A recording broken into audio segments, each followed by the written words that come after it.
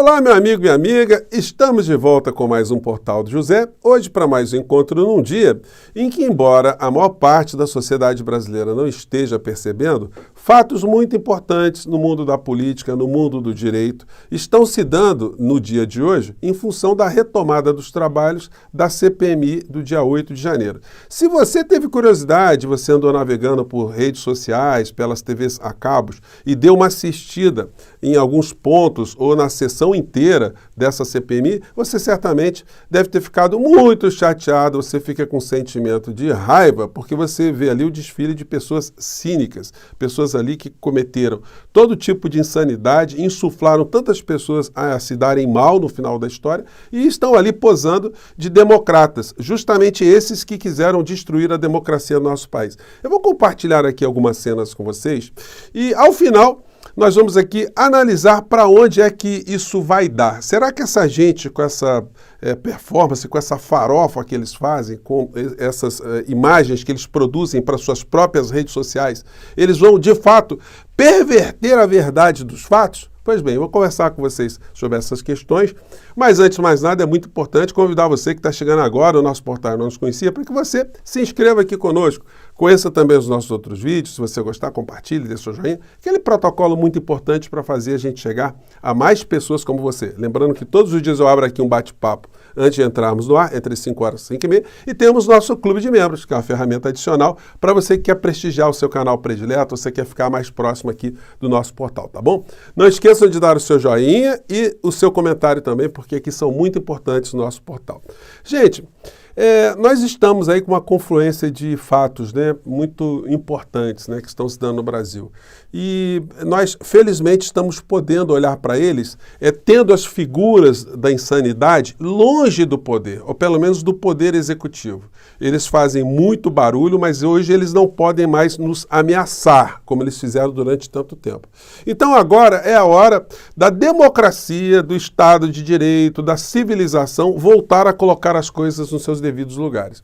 Uma das questões que aflige a nossa sociedade é a questão da violência urbana. Enfim, no Brasil não há ninguém que more numa grande cidade que se sinta absolutamente tranquilo. Uma pessoa que se perca numa periferia, num lugar que tenha pouca estrutura social, estrutura do Estado, é sempre um lugar que deixa a gente com os pés atrás, né?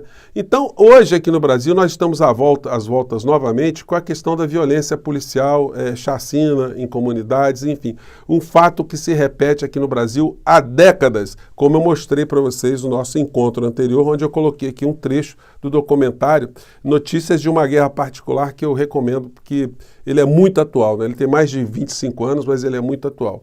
E aí hoje eu vi uma coluna do Leonardo Sakamoto, muito inteligente, né? A coluna dele tem o seguinte título: Criticar chacina policial não é defender bandido, mas pedir polícia eficaz. É isso que se quer no mundo civilizado, gente. Uma polícia que sai dando tiro por vingança ou por retaliação não pode e nunca será uma polícia respeitada. A gente simplesmente fica assistindo uma guerra de longe, né? Quando nós temos responsabilidade nesse tipo de acontecimento, né? O questionamento, ele tem que ir além dessa situação de conflito, mas da existência dos ambientes, a existência das desigualdades sociais que possibilitam que a gente tenha esse tipo de situação. Aliás, mais cedo, né, quando eu estava dizendo aqui dos países nórdicos, né, até falei erroneamente que Normandia era Noruega, enfim, mas vocês certamente irão me desculpar, né? Foi um ato falho, nós não temos aqui edição nos nossos vídeos, então é assim que as coisas funcionam aqui. Mas voltando à coluna do Sakamoto, disse ele, abre aspas, após a infame morte do soldado Patrick Bastos Reis por criminosos no Guarujá, a reação policial, que deixou ao menos 13 mortos, um naco extremista da sociedade surfou em cima dos cadáveres, tentando fazer crer que qualquer crítica à quantidade de óbitos deixados pela Operação Escudo era uma defesa de bandidos, quando na verdade é uma defesa da vida, seja de policiais honestos, seja de moradores de comunidades. Gente, se vocês derem uma pesquisada em noticiários da América Latina inteira, vocês vão encontrar programas policialísticos. Vocês encontrarão sempre a pregação da violência para combater a violência. Vocês vão sempre perceber que, infelizmente, as comunidades mais pobres acabam apoiando esse tipo de justiça, né, absolutamente sem nenhum tipo de Estado de Direito envolvendo a questão. Os linchamentos, os massacres, os grupos de extermínio, enfim,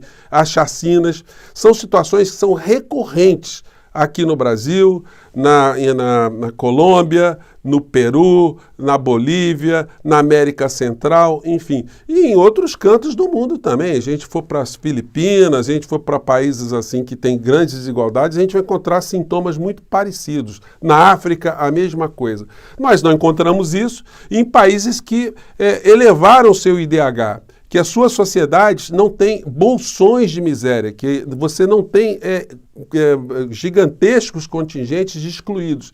Então isso explica muito, porque esse tipo de situação aqui no nosso país está sendo combatida apenas na sua fase final, ou seja, com repressão. Se pensa sempre em aparelhar a polícia, comprar helicópteros, caveirões, enfim, mas o problema é evitar que surjam tantas pessoas excluídas e o nosso espaço aqui ele serve para jogar essas questões, né? Finalizando aqui mais um parágrafo do Sakamoto. Antes de mais nada, é importante ressaltar que muitos dos que dizem defender a polícia estão pouco se lixando para os policiais. Patrick, que foi o policial morto, né, era um trabalhador de uma profissão precarizada que deveria receber salários mais altos, mais equipamentos, formação continuada e de qualidade. Uma profissão que coloca seus trabalhadores em risco desnecessário por não investir em inteligência. Bom, esse é só um ponto, né, do problema todo. Agora, nós precisamos de mais discussões sobre esse assunto, né? Bom, e aí a gente vai aqui para a CPMI. Gente, CPMI é o seguinte, nós vimos hoje o desfile dos cínicos, né? O filho aqui do cínico maior, que também herdou esse cinismo, tentando ali fazer uma pregação na CPMI que, enfim, daquilo que eles querem como resultado final. Ou seja, que no final de tudo, nós todos somos loucos. Sociedade civilizada é toda louca, porque aquela gente toda que ficou na frente dos quartéis e que tentou destruir os prédios dos três poderes eram pessoas que estavam apenas com a Bíblia na mão e estavam querendo fazer o bem. Eles não quiseram nada de mal no nosso país. Quem quis alguma coisa de mal contra o país fomos nós que defendemos a democracia. Então a gente vai vendo as criaturas com esse tipo de performance aqui. Obviamente, a ABIN não é o organismo responsável por fazer toda a proteção, desencadear o passo a passo do tal plano escudo, né? E o chocante para mim desse dia aqui hoje, senhor Saulo, é essa fala às 8 da manhã na troca de mensagem com o seu WhatsApp do ex-ministro Dias.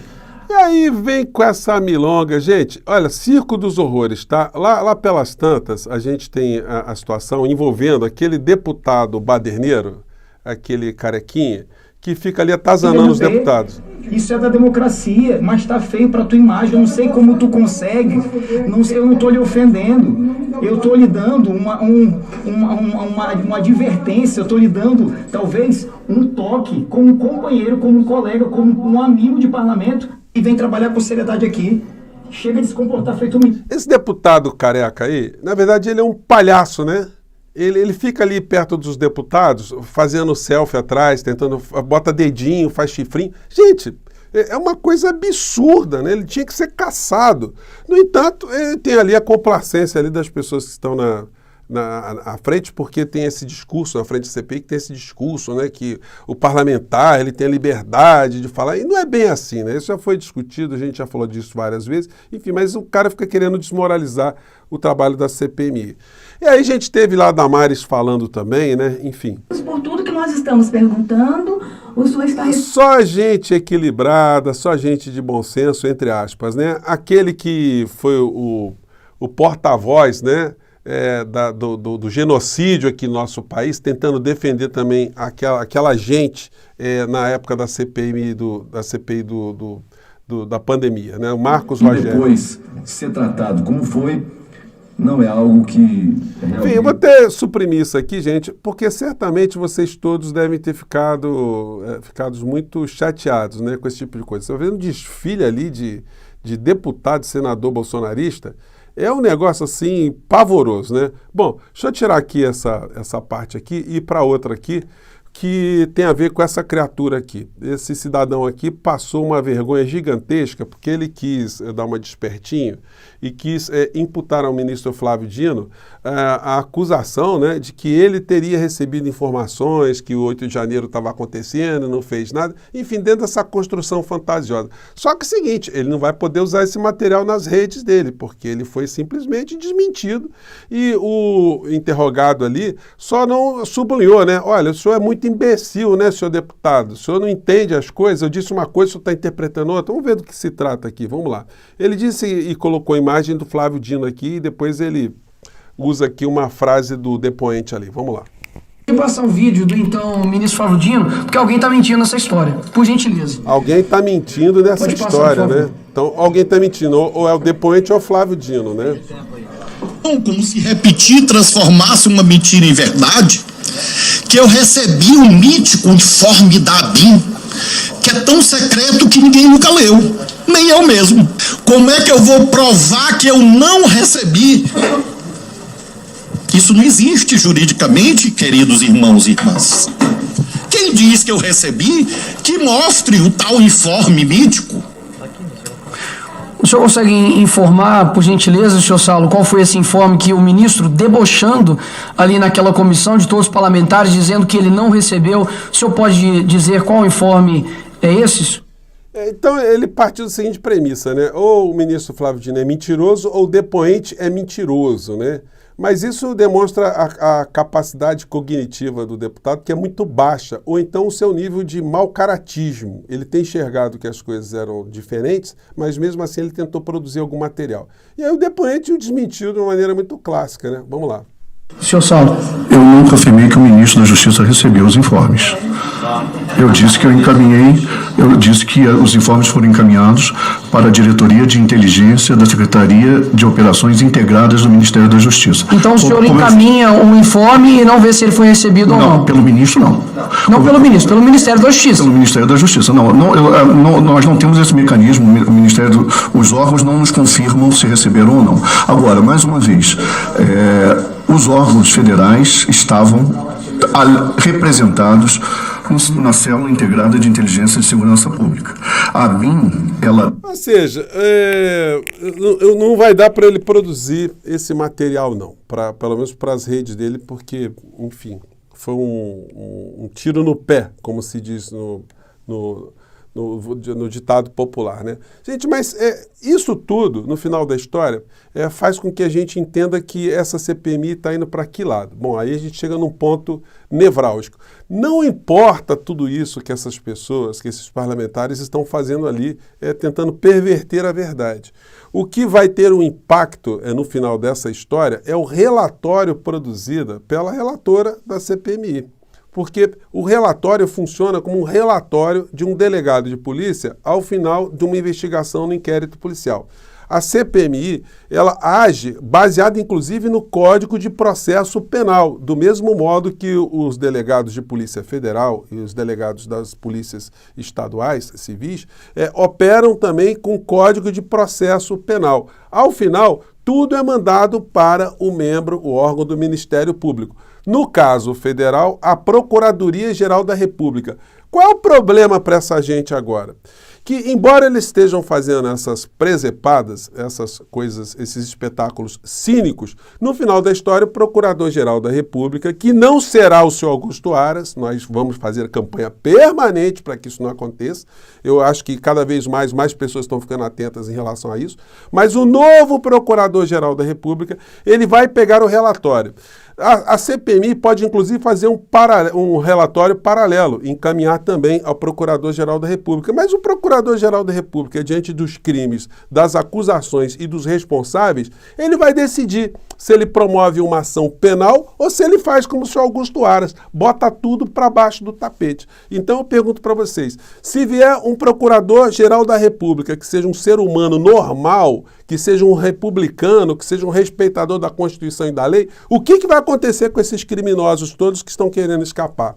Eles vão ficar em muitos maus lençóis. Se unirão a outros tantos que já estão presos e que estão ali esquecidos, né? Ninguém fala mais desse último youtuber, né, bolsonarista que está na cadeia hoje, o seu Alan Frutuoso. Alguém está se lembrando dele? Pois bem, ele desconfiou que as coisas, ou ele achava que as coisas não dariam o resultado que deram, e outros tantos ainda continuam achando isso. Bom, só o tempo dirá se nós estamos certos ou se nós não estamos certos, né? Eu sugiro você guardar esse nosso vídeo para cobrar mais à frente. Se o Procurador-Geral da República vai varrer tudo para baixo do tapete ou ele vai esquentar a caneta em cima dessa gente. Gente, eu fico por aqui mais uma vez. Um grande abraço, vamos acompanhar os acontecimentos e vida que segue e fila que anda. Até o próximo encontro.